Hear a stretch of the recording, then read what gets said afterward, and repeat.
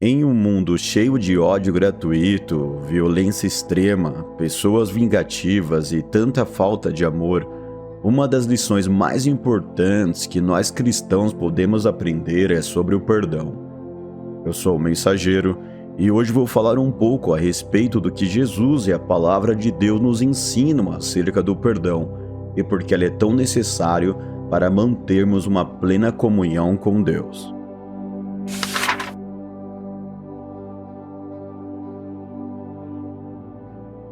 É verdade, perdoar alguém que nos machuca de alguma maneira e que nos fez mal não é uma tarefa nada fácil. No dia a dia, algumas pessoas nos ofendem com palavras, outras com atitudes, mesmo quando não fazemos nada para sermos ofendidos.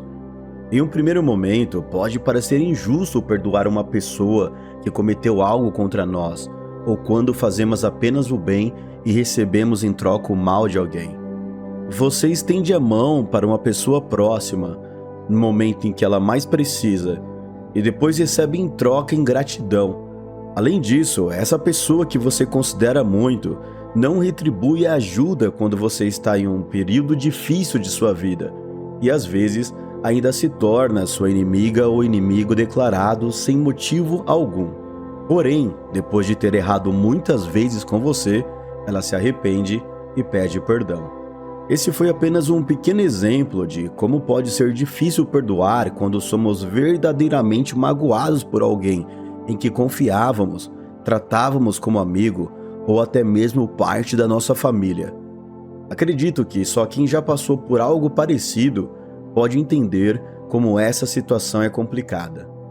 O livro de Gênesis nos apresenta a história de José, um jovem com 17 anos de idade que, por causa da inveja e ciúmes dos seus irmãos, foi vendido como escravo para uma caravana de ismaelitas que ia para o Egito. Distante de sua terra natal e de seus pais, José passou por diversas provações e dificuldades, mas Deus o exaltou.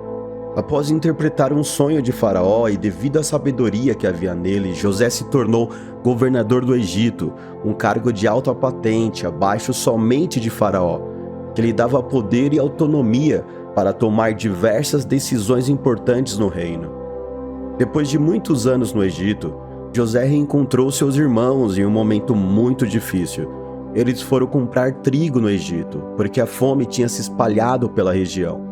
Nesse reencontro, José poderia ter se vingado e humilhado seus irmãos, pois ele tinha poder para isso. Não era mais um menino sonhador, inocente e frágil. Ele era o governador do Egito. Mas ao invés de pagar na mesma moeda o mal que seus irmãos haviam cometido contra ele, José foi misericordioso e os perdoou. Agora imagine-se na mesma situação de José. O que você faria em seu lugar? Muitas pessoas que são humilhadas buscam um revanchismo a vida inteira. O grande momento de dar o troco e ver seu inimigo humilhado também. A verdade é que esse mundo atual nos incentiva a isso. Somos influenciados de todas as maneiras a nutrir esse sentimento de ódio e pagar na mesma moeda, ou seja, olho por olho e dente por dente. Na minha adolescência, lembro de ter assistido a um filme no qual o protagonista, após ser questionado a respeito se Deus perdoava crimes, respondia da seguinte maneira em um confessionário: "Talvez Deus perdoe, mas eu não", e em seguida dava fim à vida de seu inimigo. Você pode pensar que é apenas uma cena de mais um filme de ação, mas quantos foram influenciados por isso? Ainda mais quando a frase foi dita por um ator bem famoso da época. Sim, o perdão divino a Deus pertence, mas Jesus Cristo nos ensinou a perdoar os nossos inimigos se quisermos alcançar o perdão de Deus. No Sermão da Montanha, Jesus disse: "Bem-aventurados os misericordiosos, porque eles alcançarão misericórdia." Além disso, quando Pedro perguntou para Jesus se deveria perdoar o seu irmão até 7 vezes, ele respondeu: "Não até 7 vezes, mas até 70 vezes 7. E também contou para seus discípulos uma parábola de um servo que tinha uma enorme dívida com um rei.